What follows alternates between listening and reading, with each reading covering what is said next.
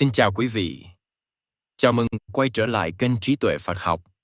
Dài là series Tán thán duyên khởi. Tập 5. Phá hiểu lầm nguy hiểm về không.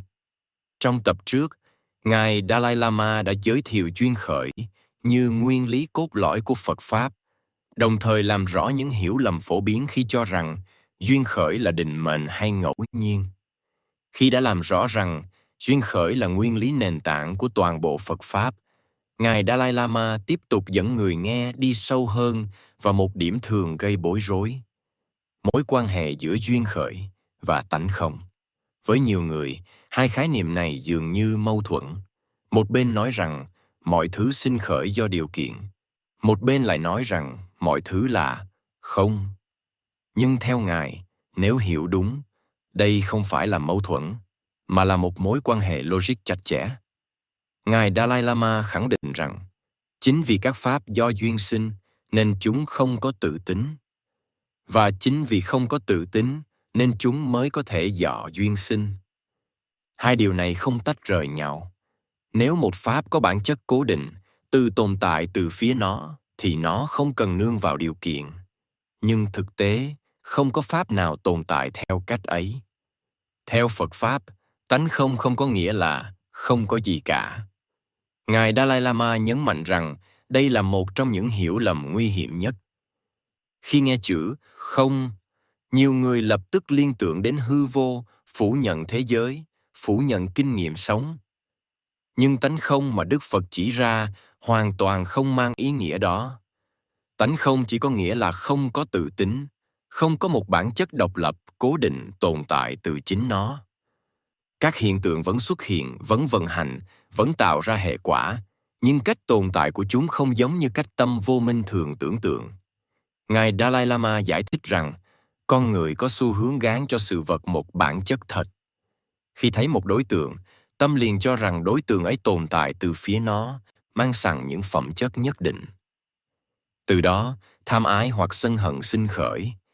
Nhưng nếu quan sát kỹ, sẽ thấy rằng mọi giá trị gán cho sự vật đều phụ thuộc vào điều kiện, vào mối quan hệ, vào cách nhận thức của tâm.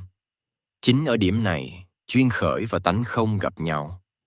Vì mọi thứ chỉ tồn tại trong mối quan hệ với những yếu tố khác, nên không có pháp nào có thể được tìm thấy như một thực thể tự đứng riêng. Khi tìm kiếm bản chất tối hậu của bất kỳ hiện tượng nào, người ta chỉ tìm thấy một mạng lưới điều kiện chằng chịt, chứ không tìm thấy một cái lõi bất biến. Ngài Dalai Lama nhấn mạnh rằng, tánh không không phá hủy thế giới, mà phá hủy sự hiểu lầm về thế giới. Những gì bị phủ nhận không phải là sự tồn tại quy ước của các pháp, mà là cách tồn tại mà tâm chấp trước gán lên cho chúng. Trong bài giảng, Ngài nhiều lần nhắc lại tinh thần của Luận sư Long Thọ, vị tổ sư khai sáng Trung Quán. Luận sư Long Thọ đã chỉ ra rằng, nếu các pháp không do duyên sinh, thì chúng phải tồn tại một cách độc lập, và như vậy sẽ không thể sinh, không thể diệt, không thể biến đổi.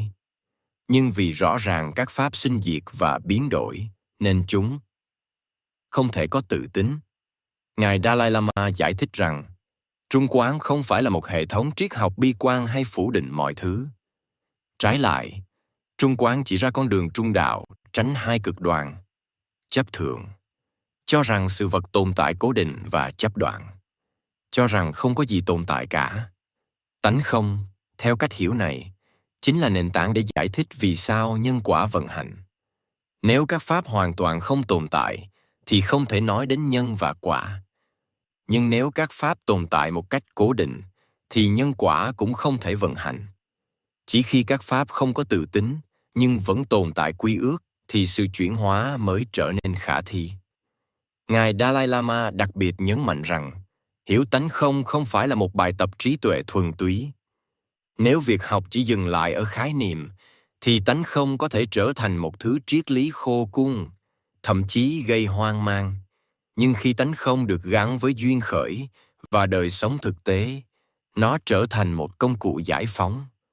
Khi một cảm xúc mạnh sinh khởi, nếu tâm tin rằng cảm xúc ấy có một cái tôi thật đứng sau, thì nó sẽ trở nên áp đảo. Nhưng nếu thấy rằng cảm xúc ấy chỉ là kết quả của nhiều điều kiện, nhận thức, ký ức hoàn cảnh, thì sức nặng của nó liền giảm xuống, không phải vì cảm xúc biến mất ngay lập tức, mà vì tâm không còn tuyệt đối hóa nó. Ngài Dalai Lama cho rằng đây chính là giá trị thực tiễn của tánh không. Nó không yêu cầu con người phủ nhận thế giới hay từ bỏ đời sống. Nó chỉ yêu cầu thấy đúng cách mà thế giới và bản thân đang tồn tại.